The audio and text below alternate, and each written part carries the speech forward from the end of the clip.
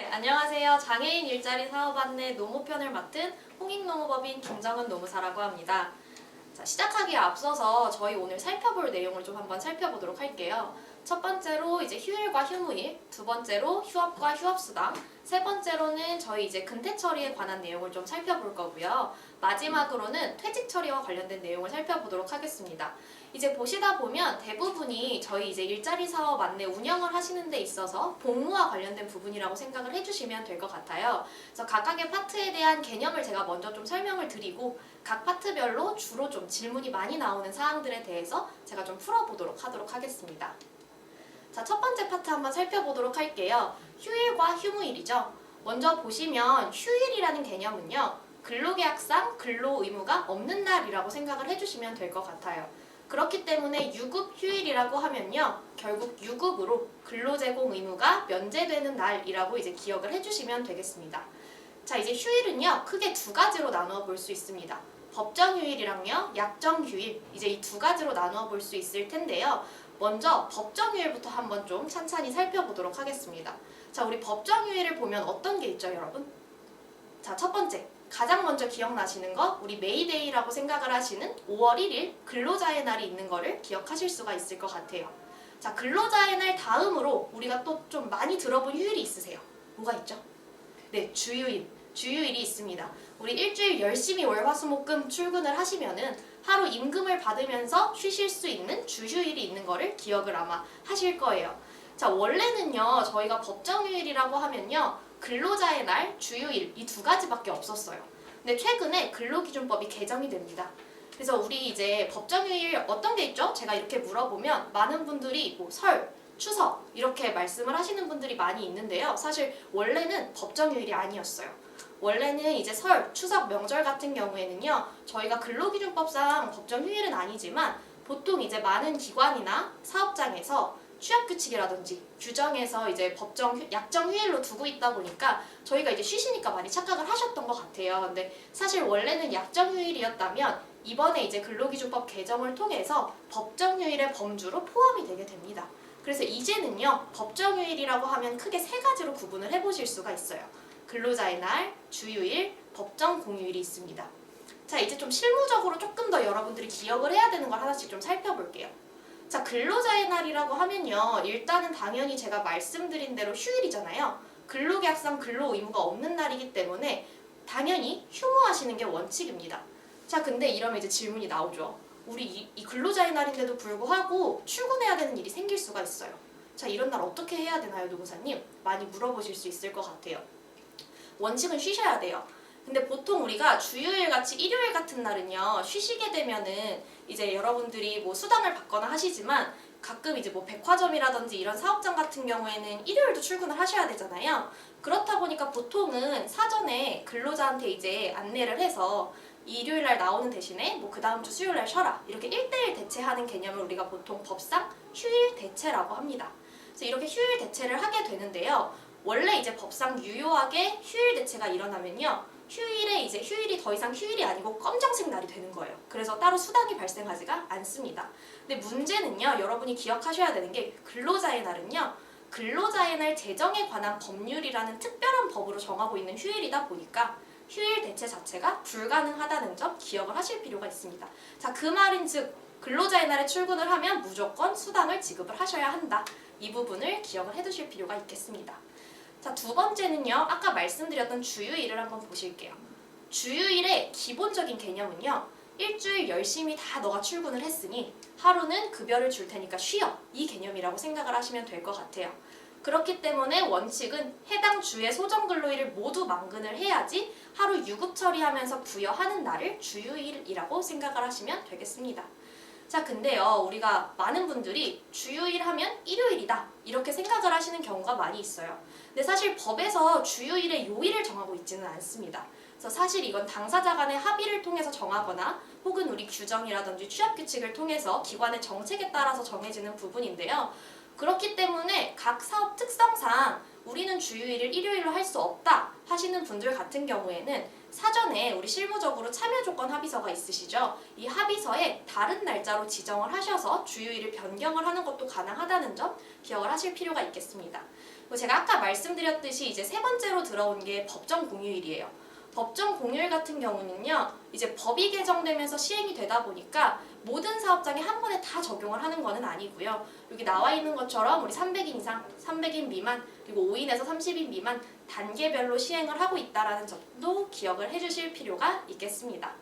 자, 휴일은요, 크게 법정 휴일이랑 약정 휴일이 있다고 말씀을 드렸어요. 그렇기 때문에 이제 약정 휴일이라고 하면요, 법에서 정하고 있는 휴일은 아니지만 당사자 간의 약정을 통해서 도입이 된 휴일이라고 생각을 하시면 될 것 같아요. 그 말인즉 우리의 휴일 중에 법정 휴일을 제외한 나머지 휴일은 모두 뭐다?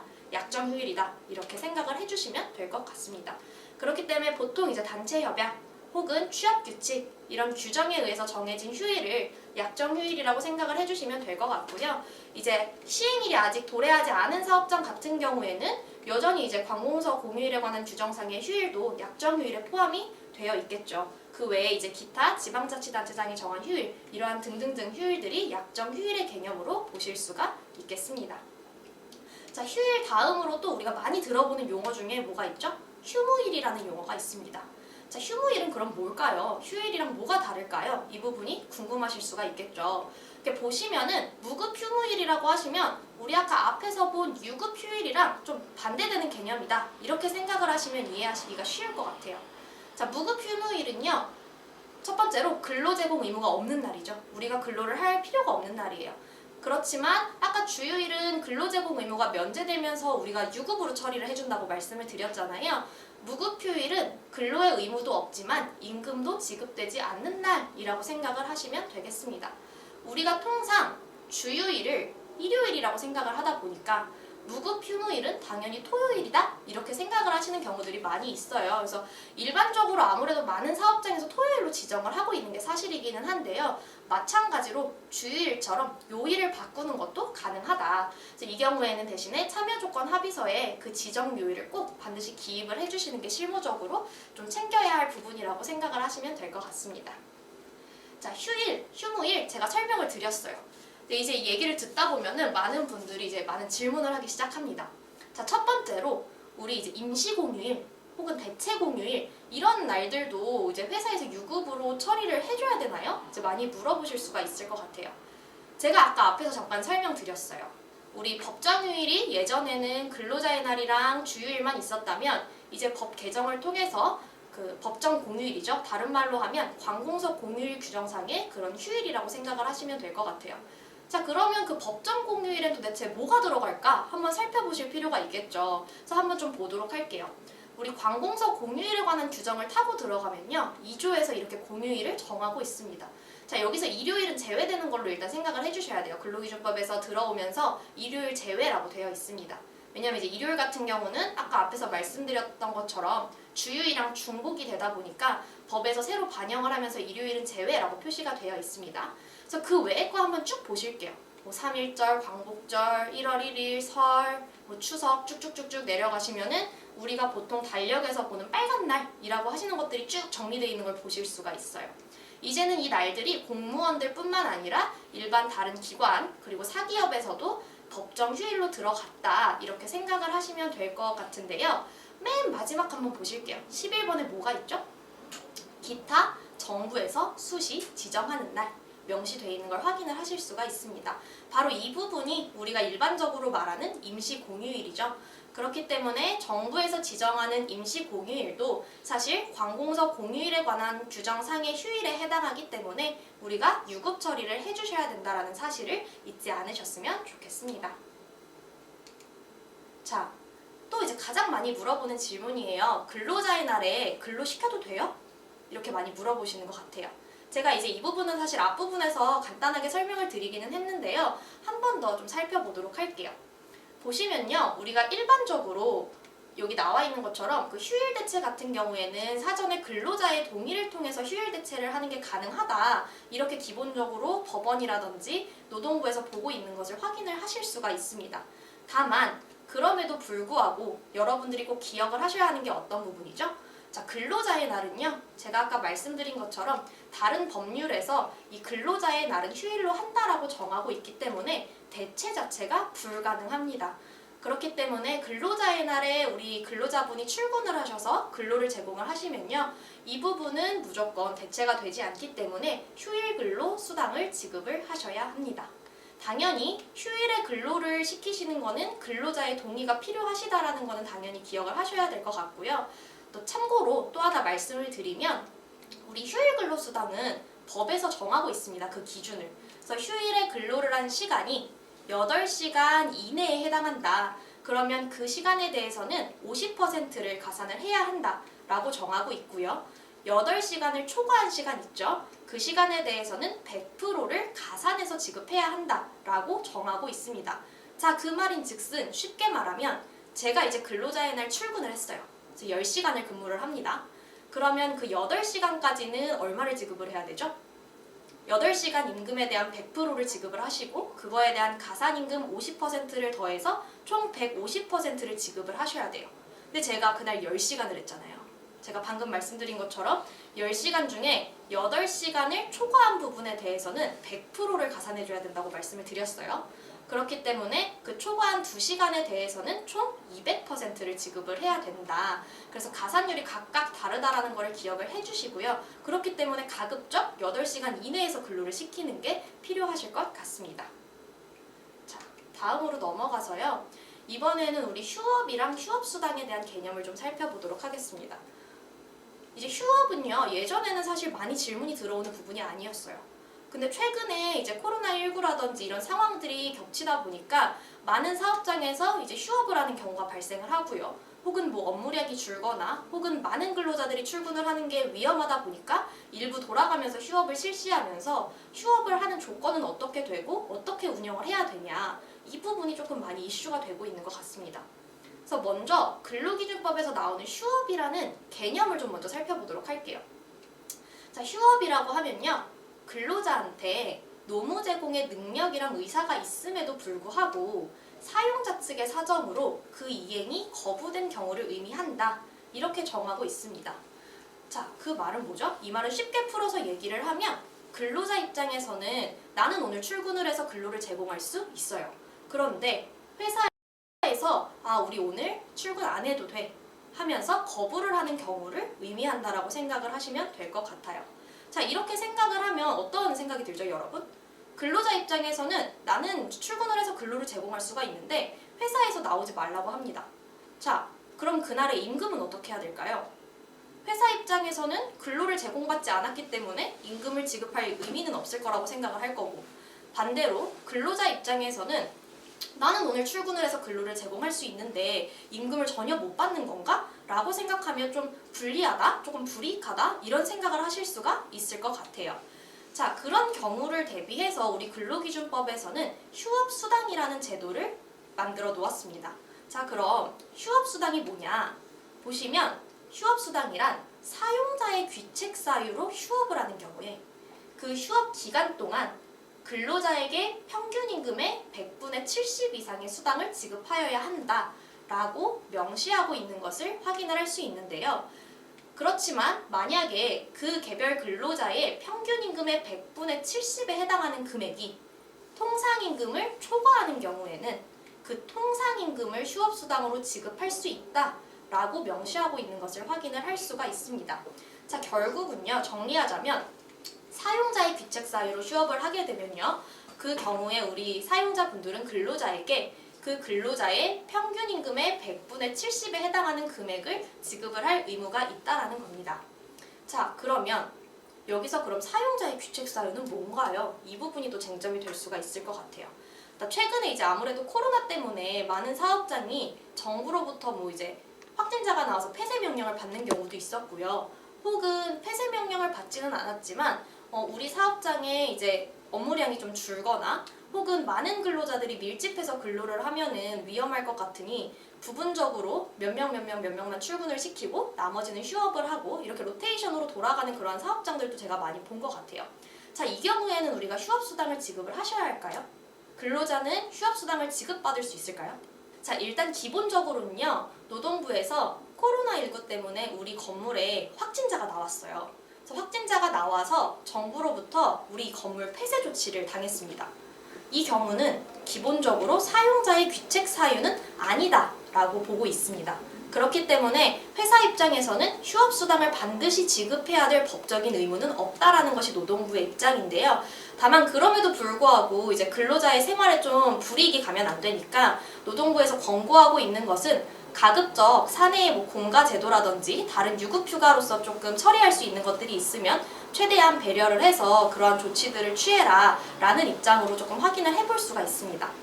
그런데 다만 우리가 어떤 정부에서 폐쇄 명령이 나서 문을 닫은 것이 아니라 우리 사업장의 업무량이 조금 코로나로 인해서 줄어들어서 휴업을 실시한다라든지 혹은 우리가 조금 코로나19를 예방하는 목적에서 이제 로테이션으로 근무를 해라. 그래서 몇 명만 부분적으로 휴업을 하는 이러한 조치에 대해서는요. 사용자의 귀책 사유에 의한 휴업으로 보고 있습니다. 그래서 우리가 예방을 하기 위한 목적이라든지 업무량이 줄었다라든지 이러한 경우에 하시는 휴업 같은 경우에는 휴업수당 지급 의무가 있다라는 점을 기억을 해주실 필요가 있겠습니다. 자, 그럼 우리 실무적으로 조금 이슈가 되는 것들을 하나씩 살펴보도록 하겠습니다. 자, 우리가 이제 일정 기간 휴업을 했어요. 근데 우리 아까 앞에서 제가 주휴일에 대해서 설명을 드렸죠. 유급으로 돈을 받으면서 쉴 수 있는 날을 이제 주휴일이라고 말씀을 드렸는데 그때 이제 주는 금액을 우리가 일반적으로 주휴수당이라고 부릅니다. 자, 우리가 어떤 일주일 혹은 2주일을 휴업을 했어요. 그래서 그 기간 동안에 만약에 주휴일이 껴있을 수도 있잖아요. 이런 경우에 실무적으로 주휴수당은 어떻게 지급해야 하는지 이 부분에 대해서도 조금 살펴보실 필요가 있을 것 같아요. 우리 이제 노동부에서 내놓은 설명 행정해석을 좀 보면은 이제 개별 근로자에 대한 이제 사례를 가지고 한번 조금 풀어보도록 하겠습니다. 자, 근로자 갑을병이 있습니다. 갑을병이 있는데 근로자 갑은요 수요일부터 그 다음 주 목요일이죠. 그 다음 주 목요일까지 약 9일 동안 휴업을 실시했습니다. 자, 근로자 을을 한번 볼게요. 근로자 을은 마찬가지로 수요일부터 휴업을 했고요. 그 다음 주 월요일까지 총 6일간 휴업을 실시했습니다. 자, 근로자 병 마지막으로 한번 좀 보면 월요일부터 금요일까지 딱 일주일이죠. 그 5일 동안 휴업을 실시를 했습니다. 자, 이때 이 각각의 근로자한테 발생하는 주휴수당은 어떻게 계산하면 될까요? 궁금하실 수 있겠죠? 한번 좀 보실게요. 근로자 갑을 먼저 좀 볼게요. 수요일부터 목요일이기 때문에 이 사이에 일요일이 하루 껴있을 거예요. 그래서 우리가 지금 살펴봐야 되는 문제는 그 근로자 갑의 그 근무 기간 동안, 이 휴업한 기간 동안 가운데에 있는 그 일요일 있죠. 그 일요일이랑 그리고 이 목요일 이후에 이제 휴업이 끝나고 복귀를 하실 거예요. 복귀를 한 그 주에, 둘째 주에 일요일의 주휴수당이 각각 문제가 되실 수 있을 것 같아요. 자, 기본적인 그 기준을 먼저 살펴보면요. 사용자의 귀책 사유로 휴업하는 휴업기간 중에 유급휴일이 포함되어 있을 경우의 휴업수당은 해당 휴일을 포함해서 산정을 하라는 게 기본적인 노동부의 입장입니다. 자, 쉽게 말하면요. 우리가 일정 기간 휴업을 쭉 했어요. 근데 그 쭉 한 휴업 기간 중에 그 사이에 껴있는 주휴일 같은 경우에는 똑같이 휴업수당으로만 지급을 하면 된다라는 게 노동부의 입장입니다.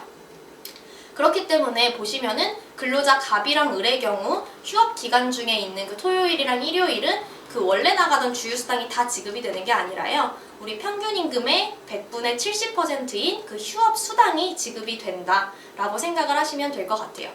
자, 그러면 이 사이에 껴있는 날 말고요. 둘째 주에 월화수목 휴업을 했잖아요. 그리고 금요일에 복귀를 해서 출근을 했을 거예요. 그럼 그 주에 있는 둘째 주의 주휴수당은 어떻게 해야 한다?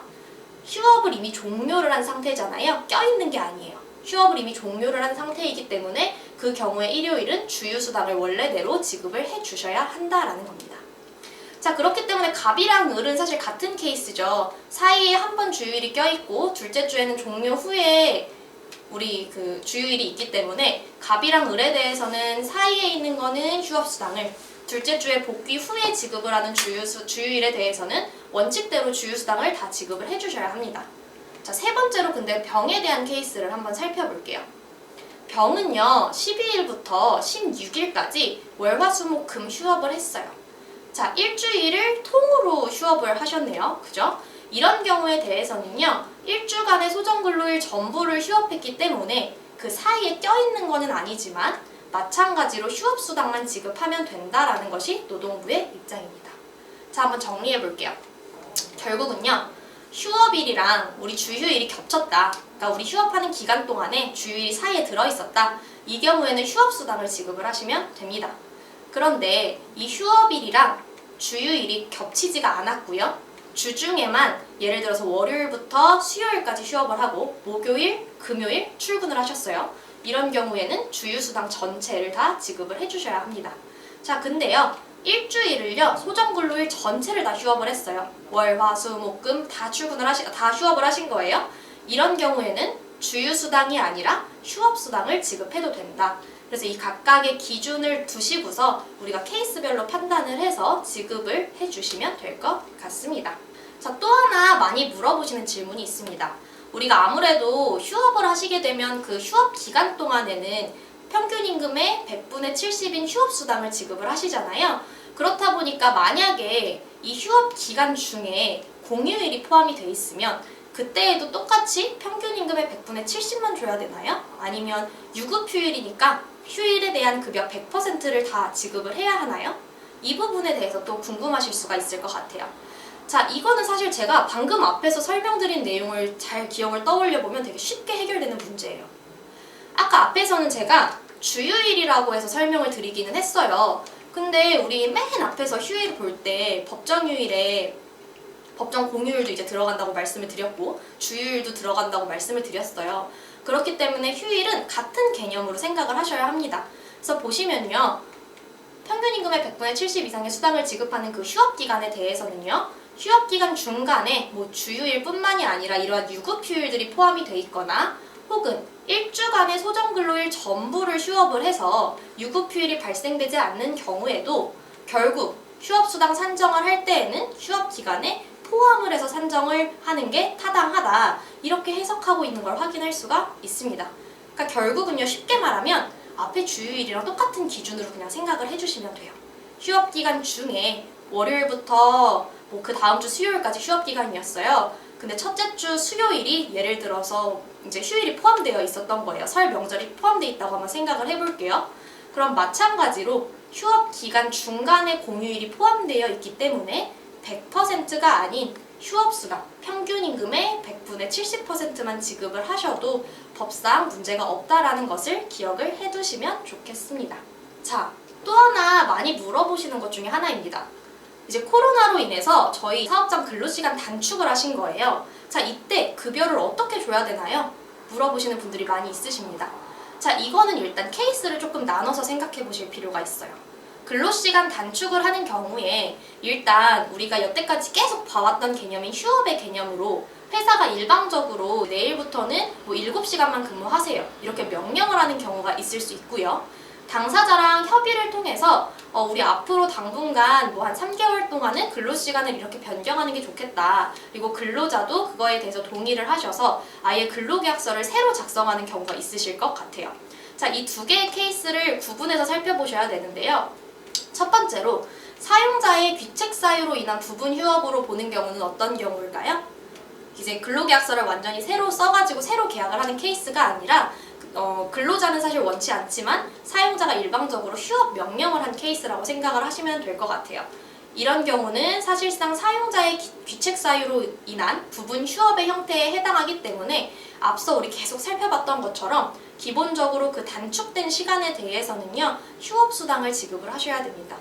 예를 들어서 하루에 8시간 근무를 하시던 분에 대해서 회사가 이제 6시간만 근무를 하도록 명령을 하게 된 경우에 2시간이 총 단축이 됐죠? 그럼 이 6시간에 대해서는 기존에 받던 급여 6시간치를 다 지급을 하시고 남은 2시간에 대해서는 실제로 이분이 근로를 제공하는 것은 아니지만 회사에 의한 휴업이기 때문에 그 2시간치에 대해서는 평균 임금의 100분의 70에 해당하는 휴업수당을 지급해 주실 필요가 있습니다. 자, 근데 또 하나는요, 이제 근로자한테 협의를 해서 근로자가 동의를 하신 거예요. 그래서 그 근로자의 동의를 얻어서 아예 이제 소정근로시간 자체를 변경한 케이스입니다. 사실 이런 경우는요, 무조건 얼마를 꼭 우리가 계산해서 지급을 해야 된다? 이렇게 말하는 건 사실 정확하지는 않습니다.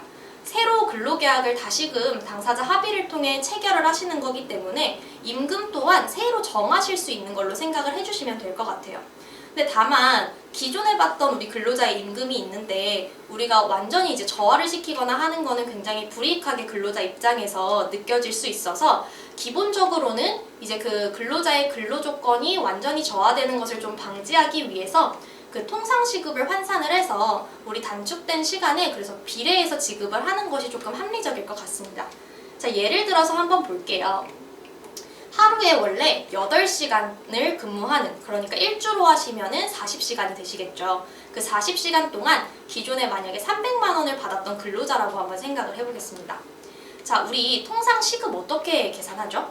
통상시급을 계산을 하려면요. 일단 그 월 유급처리 시간 수를 계산을 하실 필요가 있어요.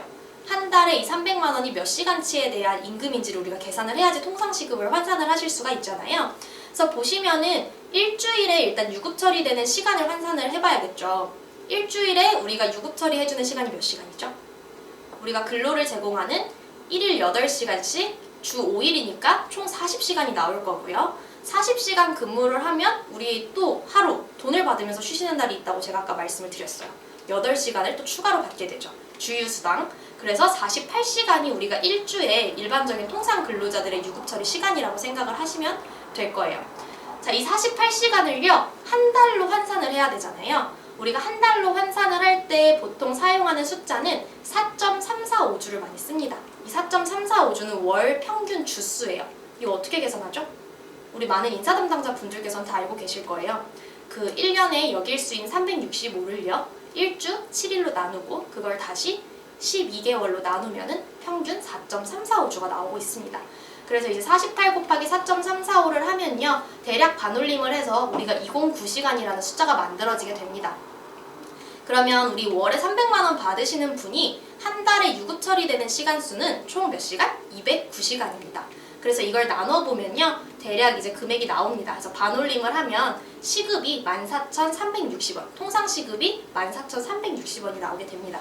자, 이렇게 환산을 하면 이제 이분이 만약에 6시간으로 근로시간을 변경을 했어요. 그럼 적어도 이 통상 시급이 그래도 유지되는 선에서 주셔야 될 거잖아요. 그래서 이 시간을 또 하루에 6시간을 근무를 한다라고 가정을 했을 때 나오는 월 유급처리 시간수가요, 같은 방식으로 계산을 하면 36 곱하기 4.345주를 통해서 월 유급처리 시간수 157시간이 나오게 됩니다.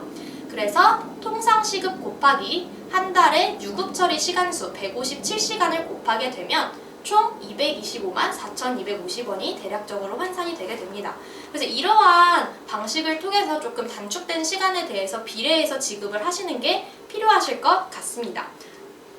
그리고 우리가 이제 근로시간을 변경하게 될 경우에는요, 근로시간이라는 건 사실 굉장히 근로기준법에서 주된 근로조건 중에 하나예요. 즉 일방적으로 변경을 하기보다는요, 우리가 서면 명시를 통해서 변경된 근로시간이라든지 그리고 그에 따른 임금이라든지 당사자한테 반드시 안내를 하고, 가장 좋은 거는 근로계약서도 조금 변경을 해서 새로 체결을 해두시는 게 가장 좋을 것 같습니다. 자, 우리 근태 처리 부분을 조금 한번 살펴보도록 하겠습니다. 실무적으로 이제 일을 하시다 보면 근태 처리하는 데에 있어서 가장 조금 궁금한 점, 혹은 이 조퇴 지각 결근의 기준은 뭘까? 뭐 이런 것들이 조금 궁금하실 수가 있을 것 같아요. 그래서 좀 하나씩 보도록 할게요.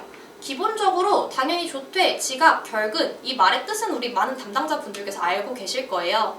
조퇴는 우리가 소정근로 시간을 다 채우고 가야 되는데 중도에 이제 일찍 퇴근하는 경우를 생각을 하시면 될 것 같고, 지각은 아침에 출근 시간보다 늦게 출근한 경우, 결근은 이제 출근을 해야 되는데 사업장에 출근하지 않은 경우를 얘기를 하겠죠. 우리 일단 이 각각의 이러한 사유가 발생을 하면요, 조퇴, 지각, 결근은 실제 근로를 제공한 시간이 아니다 보니까 당연히 월 급여에서 차감을 하고 지급을 하실 수가 있어요. 그렇기 때문에 그 참여자가 만약에 조퇴라든지 지각이라든지 결근을 하시게 됐다면은 우리 내부적으로 근태 신청서가 있으실 거예요. 근태 신청서를 받아서 해당 월 급여에서 차감을 하고 지급을 하시면 될 것 같습니다. 다만 우리가 조퇴, 지각, 결근을 통해서 이제 급여에서 아무래도 차감이 되다 보면은 근로자 입장에서는 조금 불이익하다라고 생각을 할 수 있기 때문에, 만약에 그 근로자한테 휴가 자녀분이 남아있다라고 하시면 이 휴가 자녀분이 있다라는 거를 또 안내를 해주시는 것도 필요할 것 같습니다. 다만 주의하실 점이 있어요. 우리가 일방적으로 이 근로자가 조퇴지각 결근을 했다고 해서 임의로 휴가 처리를 하시는 거는 안 됩니다. 그렇기 때문에 휴가 자녀분이 있다라는 거를 안내를 하고 근로자가 원하면은 그걸 이제 휴가 처리를 하시면은 유급으로 처리가 될 수 있으니까 안내를 하시는 게 필요하다라는 거지, 임의로 우리가 연가로 체크를 인사 담당자 분들께서 하시는 거는 문제가 되실 수 있어서 이 부분은 조금 주의하실 필요가 있을 것 같습니다. 그래서 우리가 이제 연가는 뒤에 가서 조금 제가 제도에 대해서 한 번 더 설명을 드리기는 할 건데요. 기본적으로 우리가 이제 전일제이신 분들이 있고 시간제이신 분들이 있을 수가 있어요. 그래서 우리 내부적으로 이제 전일제 하시는 분들은 1일 8시간 근무를 하시는 분들이기 때문에 연가 기준이 8시간이어서 나중에 이 조퇴지각결근의 누적 시간을 체크를 할 때 연가 1일은 8시간으로, 그리고 시간제 근로자 같은 경우에는 4시간이라고 생각을 해주시면 되는데요. 방금 제가 말씀드린 것처럼 우리가 일방적으로 차감을 하거나 일방적으로 사용을 하실 수는 없기 때문에 근로자한테 이 정도의 시간이 남아 있으니까 원하면은 휴가를 사용하는 것도 가능하다, 이제 안내하는 차원에서 이제 운영이 이루어지셨으면 좋겠습니다. 자, 제가 이제 근태에 대해서 설명을 하다 보면 많이 물어보시는 것 중에 하나가 무급휴가랑 결근은 어떤 점이 차이가 있나요? 사실 뭐 똑같은 거 아닌가요? 이렇게 많이 물어보시는 것 같아요. 이제 먼저 하나씩 각각 개념을 좀 먼저 살펴보도록 할게요. 자, 일반적으로 우리 결근에 대해서는 많이 들어보셔서 아실 거예요. 결근은 말 그대로 근로자가 어떤 정당한 사유 없이 근로계약에서 정한 그 근로일에 출근을 하지 않은 것을 의미한다라고 생각을 하시면 될 것 같아요. 근데 우리가 이제 많이 듣는 말은 뭐 무단결근이라는 용어도 많이 들어보셨을 텐데요. 우리가 똑같은 결근이라고 하더라도요, 사전에 우리 상급자한테 말을 해서 승인을 받고 결근을 하는 경우가 있을 수 있고요. 그렇지 않고 사전에 승인을 전혀 받지 않고 갑자기 그날 근로자가 나오지 않는 무단결근으로 크게 이제 두 가지로 나눠볼 수가 있을 텐데요. 어찌되었던 간에 사전에 승인을 받았다라고 하면 결근은 맞지만 무단결근은 아니라는 것도 기억을 해주셔야 되고요. 당연히 결근일에는 근로를 제공하지 않았기 때문에 무급 처리하는 게 원칙이라는 것도 기억을 하실 필요가 있겠습니다. 또 하나는요, 우리 비슷하게 무급 처리를 하는 것 중에 뭐가 있죠? 무급 휴가가 있습니다. 자, 휴가는요, 뒤에서 제가 제도를 설명하면서 또 말씀을 드리긴 할 거예요. 근데 보시면 휴가라는 거의 의미는 기본적으로 근로 제공 의무를 면제하는 거예요.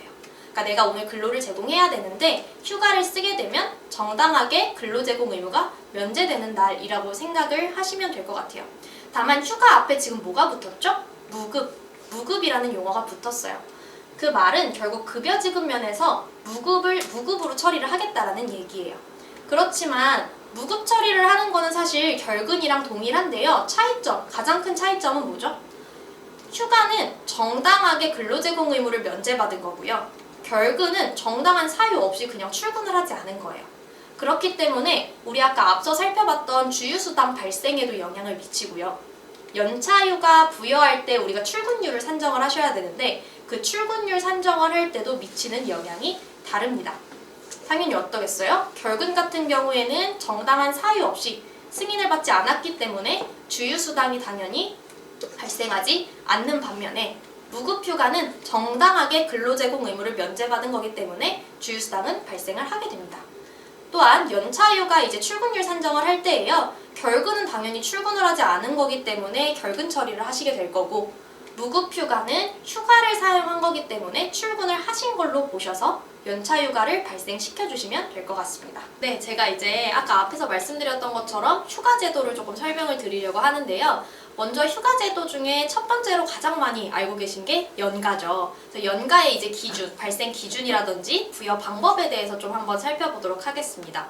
우리가 이제 일자리 사업 안내에 있는 그 연가 제도는요, 사실 근로기준법상 연차휴가 제도를 떠올리시면 될 것 같아요. 그래서 크게 발생을 시키시는 방법을 두 가지로 나눠서 생각을 해보시면 될 것 같아요. 첫 번째는요, 이제 입사를 한 지 총 1년이 되시지 않은 그 1년 미만 근로자 같은 경우는요, 1개월 만근할 때마다 한 개씩 발생을 시키는 연가가 있을 거고요. 두 번째로는요, 1년을 총 다 근무를 하셨어요. 1년을 다 근무를 하신 상태에서 이제 그 근무한 기간 동안에 출근율을 바탕으로 발생을 시키시는 연차휴가, 이렇게 두 가지로 나눠서 생각을 해보실 수가 있습니다. 자, 한번 예를 들어서 좀 볼게요. 우리가 1년 계약을 하셨어요. 1월 1일부터 12월 31일까지 1년을 계약을 하신 분이 이제 1년 동안 출근율을 보니까 80%가 넘으시는 분이었던 거예요. 자, 이분한테 그러면 우리가 총 발생시켜야 되는 연차 휴가는 몇 개일까 한번 산정을 해볼게요. 이분이 일단 1년을 채우기 이전에 한 달 만근할 때마다 한 개씩 발생을 시킬 거예요. 제가 아까 말씀드렸던 것처럼. 그래서 한 개씩 쭉 발생을 시킵니다. 1월, 2월, 3월 쭉 발생을 시켜서 1년 되기 전에 총 11일이 발생을 하게 될 거예요. 자, 그 다음에 이분이 이제 12월 31일까지 만근을 하셨어요. 그럼 그 만근한 시점에 우리가 한 번 더 확인을 해야 되는 게 1년 동안의 출근율을 통한 연차 휴가라고 제가 말씀을 드렸습니다. 그래서 그 1년 동안 이분은 아까 출근율이 80%가 넘는 분이라고 제가 말씀을 드렸죠. 그러니까 총 15일이 모두 발생을 하게 됩니다. 자, 그럼 이분한테 전체적으로 발생하는 연차 휴가는 총 몇 개죠? 이분이 1년간 출근율 80% 이상에 해당하고 이 12개월을 모두 만근했다라는 전제 하에서 총 26일의 연차 유급휴가가 발생하시는 것을 확인을 하실 수가 있습니다. 자, 근데 첫 번째 케이스는 이분이 80% 이상 출근을 한 케이스였어요. 근데 이제 두 번째 케이스는요, 이분을 쭉 보니까 1년 동안 출근율이 80%가 채 되지 않으시는 분도 있으실 수가 있잖아요. 이분에 대한 연차 휴가를 한번 계산을 해볼게요. 자, 크게 이제 이 11일에 대한 게 몇 개 발생하는지, 이 15일에 대한 게 몇 개가 발생하는지 각각 조금 살펴보실 필요가 있어요. 이분이 일단 1년을 채우기 이전에도 한 달 만근할 때마다 한 개씩 연차 휴가는 발생을 시켜주셔야 되고요. 이분이 12월 31일, 이제 다 1년을 채우신 순간에 이제 그 1년 동안의 출근율을 봐서 우리가 한 번 더 발생을 시켜주셔야 돼요. 자, 예를 들어서 이분이 쉽게 생각해서 1월부터 3월까지는 모두 만근을 하셨다고 할게요. 근데 7월부터 12월까지 남은 계월에는 다 개인 사유에 의한 휴직을 했어요. 그러니까 출근 처리가 되지 않는 개인 사유에 의한 휴직을 하신 거예요. 자, 이 경우 같은 경우엔 당연히 출근율이 80%가 안 되시겠죠. 자, 이때 어떻게 발생을 시키셔야 되죠? 자, 한 개씩 따져볼게요. 이분이 1월부터 3월까지 1개월 만근할 때마다 한 개씩 발생시켜 주셔야 되죠. 그럼 1월, 2월, 3월 총 3개가 이제 11개 대신에 3개가 발생이 됩니다. 자, 두 번째로는요, 이분이 1년을 다 근무를 했어요. 근데 어쩔 수 없이 출근율이 80%가 안 되네요. 자, 이 경우에는 우리 근로기준법을 보시면 출근율이 80%가 안 되시는 분들에 대해서는 그 1년 동안 출근한 기간 중에 마찬가지로 만근한 월수만 연차휴가를 부여하라고 보고 있습니다. 그렇기 때문에 마찬가지로 1월부터 3월까지밖에 만근을 안 하셨어요. 그래서 총 3개가 발생을 하겠죠. 그래서 이분은 총 6일만 발생하는 거를 확인을 하실 수가 있습니다. 자, 마지막 케이스는요, 계약을 1년을 하시기는 했어요. 근데 이제 중도에 종료를 하신 거예요. 중도에 종료를 하신 분 같은 경우에는 어떻게 계산을 해야겠죠? 당연히 1년 만근을 하지 않았기 때문에 1년에 대한 근로의 대가인 15일은 전혀 발생을 하실 수가 없고요. 대신에 1개월 만근할 때마다 한 개씩 발생하는 연차휴가는 이분한테도 동일하게 적용을 시켜주셔서 그 중도 종료하기 이전까지 매월 만근할 때마다 한 개씩 총 발생을 시켜주시면 되겠습니다. 그러니까 우리가 1년 계약자는요, 지금 여기서 살펴본 대로 이러한 기준에 의해서 발생을 시켜주시면 되고요. 당연히 1년 미만 계약자 같은 경우에는 그 1년 동안 출근율을 산정해서 부여하는 그 15개의 연차 휴가에 대해서는 고민을 하실 필요가 없겠죠. 1개월 만근할 때마다 발생시키는 연차 유급 휴가만 발생을 시켜주시면 되겠습니다. 자, 우리 이제 이 부분은 실제 우리가 운영을 하실 때 일자리 사업 안내 이제 자료를 보셔도 확인을 하실 수 있는 부분이기는 한데요. 한 번씩만 조금 살펴보고 넘어가도록 할게요. 연가는 당연히요, 개별 근로자한테 부여된 그 범위 안에서 사전에 승인을 하고 사용을 하시는 게 가능을 합니다. 그렇기 때문에 휴가를 사용하는 참여자한테는 우리 실무적으로 근태 신청서를 받아서 조금 관리를 해주실 필요가 있고요. 이걸 작성을 할 때에는 당연히 근태 종류에 반드시 연가에다가 체크를 해서 받으시는 게 필요하실 것 같습니다. 자, 우리가 이제 주의하실 점이요, 이제 근로를 제공하시던 이 참여자가 마지막 달에 이제 퇴사일을 앞두고 있습니다. 이 경우에 이제 이분들의 연차 휴가가 몇 개가 남아있는지를 확인을 하실 수가 있을 거예요. 만약에 연차 휴가가 남았다, 그러면 가급적 참여 종료 전까지 남아있는 연차 휴가를 알려주시고 사용을 할 수 있게 권고를 해주시는 게 조금 좋으실 것 같고요. 만약에 이분이 원래는 우리가 범위 안에서 사전 승인을 해야 하지만 부득이한 사정으로 연차 휴가를 발생한 것보다 더 초과 사용을 했다, 이 부분에 대해서는 사실 급여에서 조금 초과 사용한 거는 차감하고 지급을 하실 수는 있는데요. 자, 이 부분이 조금 실무적으로 문제가 되실 수가 있어요. 그래서 이 부분이 문제가 되지 않게 운영을 하시려면 초과 사용을 할 때 그 승인을 하는 시점에 반드시 안내를 해주셔야 합니다. 지금 너가 가지고 있는 연가가 몇 개인데 지금 부여하는 거는 추가 부여하는 거는 초과 사용하는 연가에 해당하기 때문에 우리가 퇴사하는 시점에 이걸 사용하게 되면 차감을 하고 급여에서 차감하고 지급할 수밖에 없다라는 점을 사전에 안내를 해주셔야지 이 부분이 안내가 되지 않은 상태에서 임의로 우리가 급여에서 차감을 할 경우에는 문제가 되실 수 있으셔서 이 부분은 조금 실무상의 유의를 하셨으면 좋겠습니다. 자, 제가 앞에서 계속 연간은 출근율 80% 기준으로 넘으시면 발생하는 거예요. 이렇게 설명을 드렸어요. 그렇다 보니까 도대체 그럼 출근율은 어떻게 산정하죠? 이 부분이 질문이 나오실 수밖에 없을 거예요. 자, 일단 기본적으로 우리 법원에서 보는 이 출근율 80% 산정 기준을 한번 살펴볼게요. 자, 기본적으로 법원에서는요. 이 1년 동안 탈월 이상 출근하였는지 여부는 우리 1년 동안의 총 여길 있죠. 그 여길 중에서 근로 의무가 없는 날을 제외하고 나머지 일수, 쉽게 말해서 우리가 소정근로일이라고 말하는 날 있죠. 연간 소정근로일수. 그 소정근로일수를 기준으로 이 근로자가 실제 근로를 제공한 날이 며칠이니 이 비율을 판단을 해서 산정을 하는 게 필요하다라고 이제 그 기준을 마련을 하고 있습니다. 자, 쉽게 말해서 실무적으로 우리 지금 법원에서 말하는 기준은 이 두 번째겠죠. 연간 소정근로일수 분의 우리 개별 근로자가 1년 동안 출근한 그 날수가 있을 거예요. 그 날수를 비례적으로 이제 100%를 곱해서 산정을 했을 때에 이 숫자가 80%를 넘어선 경우에는 아까 말씀드린 그 15개의 연차 휴가가 전체가 다 발생한다라고 생각을 하시면 될 것 같아요.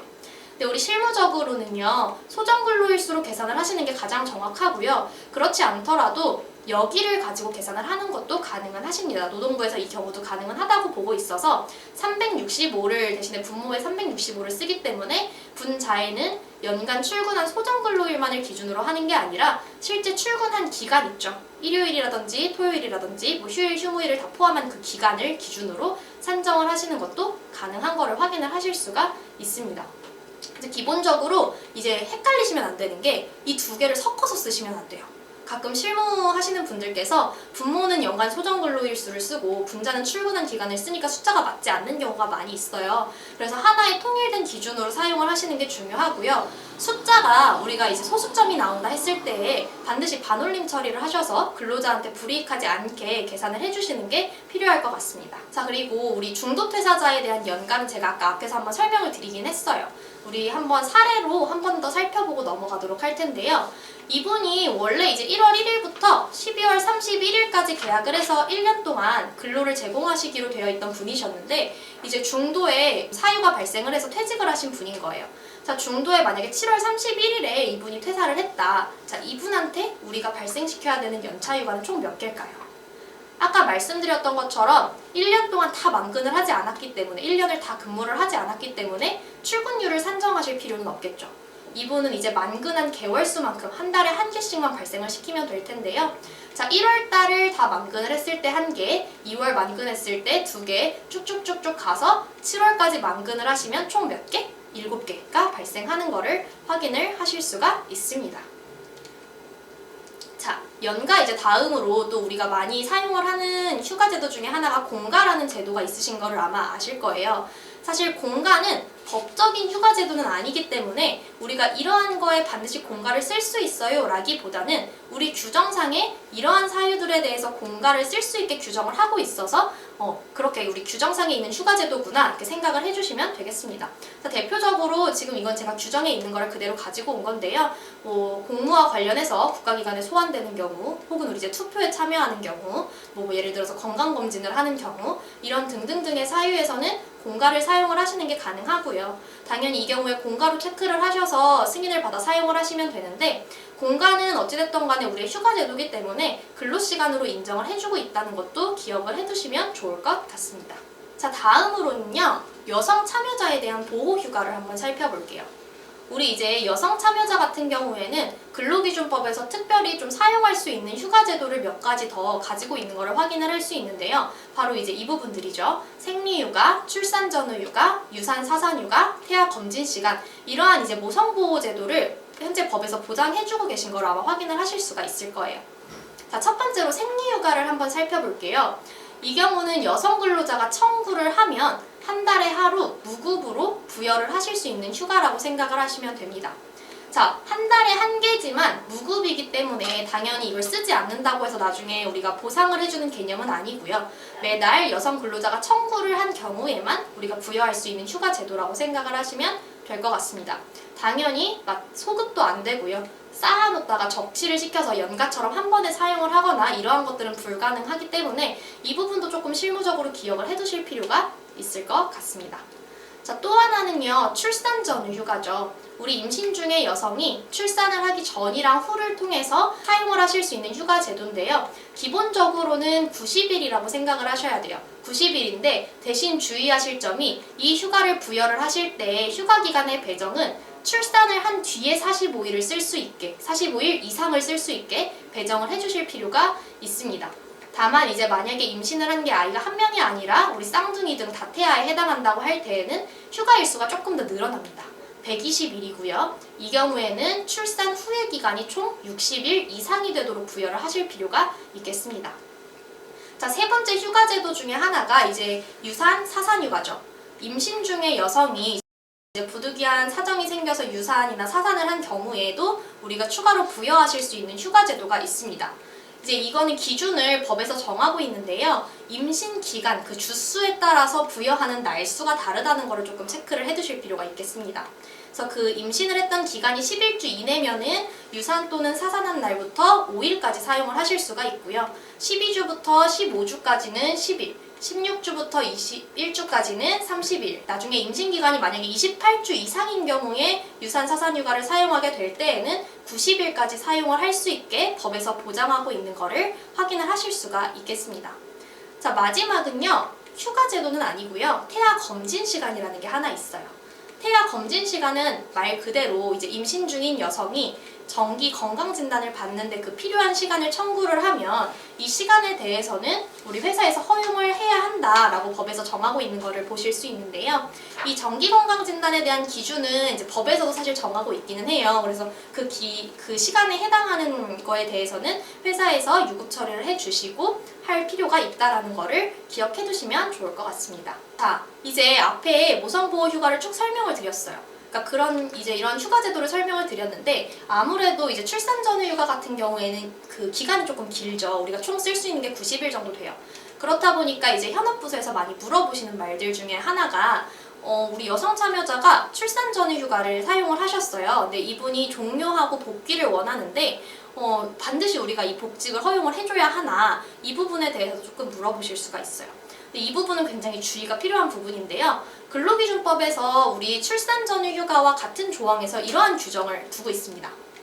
사업주는 출산 전후 휴가가 종료한 후에는 휴가 전과 동일한 업무 또는 동등한 수준의 임금을 지급하는 직무에 복귀시켜야 한다라고 규정을 하고 있고요. 심지어 우리 이 6항 위반을 하면 어떻게 된다? 500만 원 이하의 벌금에 처한다라고 규정을 하고 있는 것을 보실 수가 있습니다. 자, 그렇기 때문에요. 우리 기본적으로 출산 전후 휴가를 가셨다가 복직을 하셨을 때는요. 휴가 전이랑 동일한 업무를 부여를 하시는 걸 원칙으로 하셔야 되고요. 혹은 뭐 그렇지 않은 경우라도 동등한 수준의 임금을 지급하는 직무에 복귀를 시키실 필요가 있겠습니다. 근데 우리 이제 참여자분들이 사업 기간이 사실 정해져 있잖아요. 그래서 그 계약 기간 도중에 복직을 신청하는 경우는 당연히 이 법에 의해서 복귀를 시켜주셔야 하고요. 다만 우리가 휴가를 가면서 이미 그 사이에 사업 계약 기간이 종료가 되는 경우가 있을 수는 있어요. 그 경우에는 이 휴가를 썼다고 해서 계약 기간이 늘어나는 개념은 아니기 때문에 그 원칙대로 계약 기간이 종료되면서 같이 종료가 된다라고 생각을 해주시면 되겠습니다. 자, 우리 그 다음 휴가 제도는 특별휴가입니다. 특별휴가도 앞서 본 공가랑 마찬가지로 우리 규정상에 있는 경조휴가 제도라고 생각을 하시면 될 것 같아요. 다만 이제 여기서 이 모든 것들은 다 우리 규정에서 정하고 있기 때문에 법에서 보장되는 휴가가 아니라 규정에 있는 휴가이기 때문에 사용할 수 있는 제도고요. 맨 마지막에 있는 배우자 출산 휴가는요, 법에서 정하고 있는 휴가여서 사실 법정 휴가 중에 하나라고 생각을 하시는 것도 기억을 해두시면 좋을 것 같아요. 그래서 우리 결혼이라든지 사망이라든지 입양 이러한 사유들에 있을 때에 여기 이제 보장되어 있는 휴가 일수만큼 휴가를 사용하시는 게 가능하고요. 조금 특별하게 배우자 출산 휴가는 현재 남녀고용평등법에서 정하고 있는 법정 휴가다 보니까 우리가 사유를 발생했을 때, 그러니까 아이를 출산한 그 날로부터 90일 이내면은 청구가 모두 가능합니다. 그러니까 꼭 출산한 다음 날 꼭 써야 되는 게 아니라요. 출산일로부터 90일 이내에 이제 근로자가 청구를 하면 허용을 해주셔야 합니다. 그리고 이 10일에 대해서는요, 한번 분할을 해서 쓰는 것도 가능하다는 점 기억을 해두실 필요가 있겠습니다. 이렇게 특별휴가를 제가 쭉 설명을 드리면 또 이제 이 휴가 일수가 5일, 3일, 20일 이렇게 나와 있다 보니까 이런 질문을 많이 하세요. 자, 특별휴가 일수 산정을 할 때 우리 뭐 토요일이라든지 일요일 같은 휴일이랑 휴무일도 포함을 시켜야 하나요? 많이 물어보시는데요. 이제 기본적으로 휴가라는 건요, 우리 근로제공 의무가 있는 날인데도 불구하고 휴가를 내가 쓰고 가면 근로제공의 의무를 면제해 줄게 라는 개념이라고 생각을 하셔야 돼요. 그렇기 때문에 휴일이라든지 휴무일 같은 경우에는 우리 원칙적으로 근로제공 의무가 사실 없잖아요. 그렇기 때문에 이 휴일이랑 휴무일에 휴가를 쓴다라는 건 사실 개념적으로 맞지가 않습니다. 그렇기 때문에 우리가 앞에서 본 이 5일, 3일, 20일 이러한 날짜들을 기산을 할 때 당연히 무급 휴무일이라든지 유급 휴일은 불산입을 하는 게 원칙이라고 생각을 하시면 될 것 같아요. 대신에 우리 규정상 특별휴가 같은 경우는 사실 사유가 발생한 날을 포함해서 그 전후에 연속해서 써야 한다라고 규정을 하고 있어서 아까 앞서 봤던 이 법정휴가인 배우자 출산휴가를 제외한 나머지 휴가 같은 경우에는요, 그 사유가 발생했을 때 전후로 붙여서 연속해서 사용을 하셔야 한다라는 점도 기억을 해두실 필요가 있겠습니다. 또 하나는요, 우리 이제 아까 앞에서 봤던 휴업의 개념 기억하시죠? 이제 뭐 코로나나 이런 상황 등으로 사업장에 휴업을 하고 있을 때 그 기간 중에도 사실 앞에서 봤던 그런 경조, 뭐 결혼을 할 수도 있는 거고 출산을 할 수도 있는데 그 휴업 기간 중에 특별휴가를 쓸 수 있는지, 그리고 만약에 특별휴가를 쓸 수 있다면 급여 처리는 어떻게 해야 되는지 이 부분들을 많이 물어보실 수 있을 것 같아요. 자, 휴업 기간 중에 특별휴가를 쓰는 거 당연히 가능합니다. 가능하고요. 근데 이제 원래는 휴업 기간 중에는 우리가 휴업수당을 지급을 하시잖아요. 근데 특별휴가를 쓰게 되면 연차휴가와 마찬가지로 급여는 전체가 유급 처리가 되셔야 돼요. 그래서 휴업 기간 중에 유급휴가를 사실 쓰게 되면 그 해당 일에 대해서는 휴업수당 처리를 하시는 게 아니고 100% 유급 처리를 해주시는 게 필요하다는 점도 조금 기억을 해두시는 게 좋겠습니다. 자, 이제 마지막인데요. 우리 앞에서 이제 휴가제도까지 쭉 다 봤어요. 그럼 이제 우리가 사업을 운영하는 동안 주의할 점들에 대해서는 조금 봤는데, 이제 마지막으로 이제 사업 기간이 종료되면서 그 참여자의 계약 기간이 종료될 때에 퇴직 처리 시점에 이제 어떤 것들을 조금 챙겨봐야 되는지 한번 좀 살펴보도록 하겠습니다. 일단 기본적으로 당연히 퇴직을 할 때 우리가 발생시키는 게 뭐가 있죠? 퇴직금이 있으세요. 그래서 크게는 두 가지, 퇴직금이랑 4대 보험 처리를 어떻게 해야 되는지를 조금 이제 기억을 해주시면 되겠는데요. 기본적으로 퇴직금은 이제 근로자 퇴직급여 보장법 상에서 근로기간이 1년이 이상이 돼야지 지급을 하게끔 되어 있습니다. 그렇기 때문에 기본적으로 그 계약기간이 1년을 다 채우신 분들, 1년 이상 근무하신 분들을 대상으로 지급이 된다라고 생각을 해주시면 될 것 같고요. 그리고 그 지급 시기는 우리 근로기준법에 따라서 그 퇴직일로부터, 그러니까 사업 종료일로부터 14일 이내에 지급을 해주시는 게 필요하겠습니다. 그리고 또 하나 우리가 기억을 하셔야 되는 게 4대 보험 처리죠. 우리가 이제 근로를 제공하는 동안에는 이 4대 보험이 모두 가입이 되어 있으셨어요. 근데 이제 퇴사를 하기 때문에 상실 신고를 해주셔야 하는데요. 이 상실 신고를 할 때에도 그 상실일을 우리가 지정을 해주셔야 되는데, 그 마지막 참여일, 쉽게 말해서 이분이 마지막으로 근로를 제공한 날에 다음 날이 우리 4대 보험 그 상실일이 되고요. 우리가 법상 퇴직일이라고 얘기를 하는 것도 그 마지막 근로를 제공한 날에 다음 날을 우리가 보통 퇴직일이라고 얘기를 합니다. 그래서 그 다음 날, 예를 들어서 1월 1일부터 12월 31일까지 근로를 제공을 했고요. 이분이 12월 31일까지 그러면 이제 근무를 했겠죠. 그럼 이때 4대 보험 상실일은 언제다? 바로 그 다음 날인 1월 1일. 퇴직일도 그 다음 날인 1월 1일로 우리가 기억을 해두실 필요가 있겠습니다. 네, 제가 준비한 강의는 여기까지고요. 앞에서 제가 설명드렸던 내용들에 대해서는 사업 운영을 하시는 데 있어서 많은 도움이 되셨으면 좋겠습니다. 감사합니다.